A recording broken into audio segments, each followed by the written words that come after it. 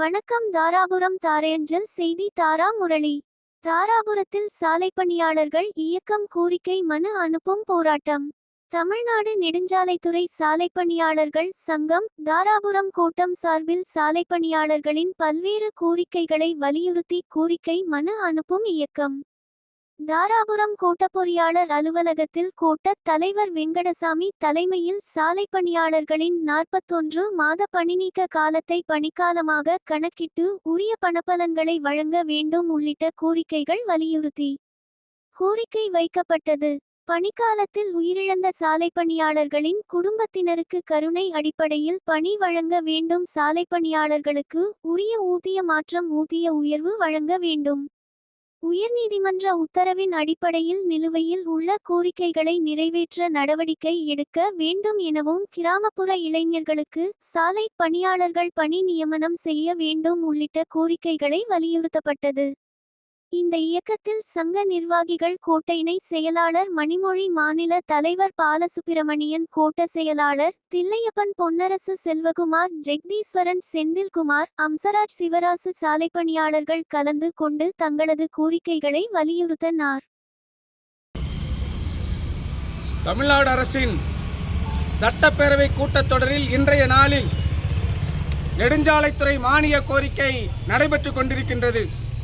தமிழக மக்களுக்கும் பல்வேறு துறைகளில் பணியாற்றி கொண்டிருக்கிற அரசு ஊழியர்கள், தொழிலாளர்களுடைய நலன்களுக்குமான சட்டங்களை பாஸ் பண்ணக்கூடிய சட்டப்பேரவை கூட்டத்தொடர் நடந்து கொண்டிருக்கிற இந்த நேரத்தில் சென்னை உயர்நீதிமன்றம் சாலை பணியாளர்களின் பணிநீக்க காலத்தை பணிக்காலமாக முறைப்படுத்த வேண்டும் என்று வழங்கப்பட்ட தீர்ப்பினை தமிழக அரசு நடைமுறைப்படுத்தப்படாமல் இருந்து கொண்டிருக்கிறது.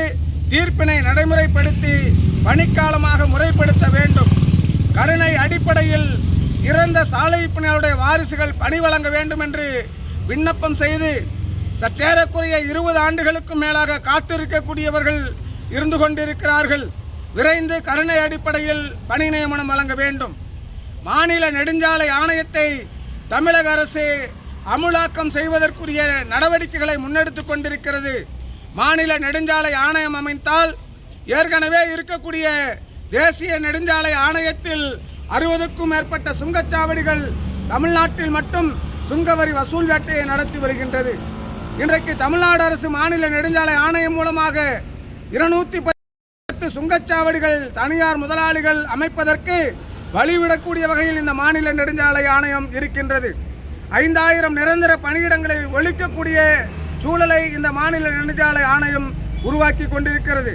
எனவே மக்களுக்கு எதிரான மாநில நெடுஞ்சாலை ஆணையத்தை கலைத்திட வேண்டும். நெடுஞ்சாலைகள் அனைத்தையும் அரசே பராமரித்திட வேண்டும். வேலை கேட்டு காத்திருக்கக்கூடிய கிராமப்புற நகர்ப்புற இளைஞர்களுக்கு சாலை பணியாளர் பணி வழங்கி நிரப்பிட வேண்டும் என்பது உள்ளிட்ட கோரிக்கைகளை வலியுறுத்தி இன்றைய நாளில் மாண்புமிகு தமிழக முதலமைச்சர் அவர்களுக்கும், மாண்புமிகு நெடுஞ்சாலைத்துறை அமைச்சர் அவர்களுக்கும், அரசு செயலாளர் நெடுஞ்சாலைத்துறை அவர்களுக்கும், கோட்ட பொறியாளர் அவர்கள் மூலமாக கோரிக்கை மனு அனுப்பும் இயக்கத்தை நாங்கள் முன்னெடுத்து கொண்டிருக்கிறோம்.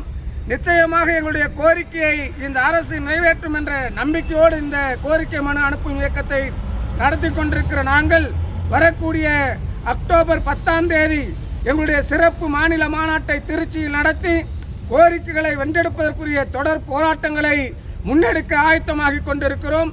தமிழக முதலமைச்சரும் நெடுஞ்சாலைத்துறை அமைச்சரும் எங்கள் கோரிக்கையை நிறைவேற்றி போராட்டத்திற்குரிய சூழலை உருவாக்க வேண்டாம் என்கிற வேண்டுகோளை இந்த நேரத்தில் முன்வைக்கின்றோம்.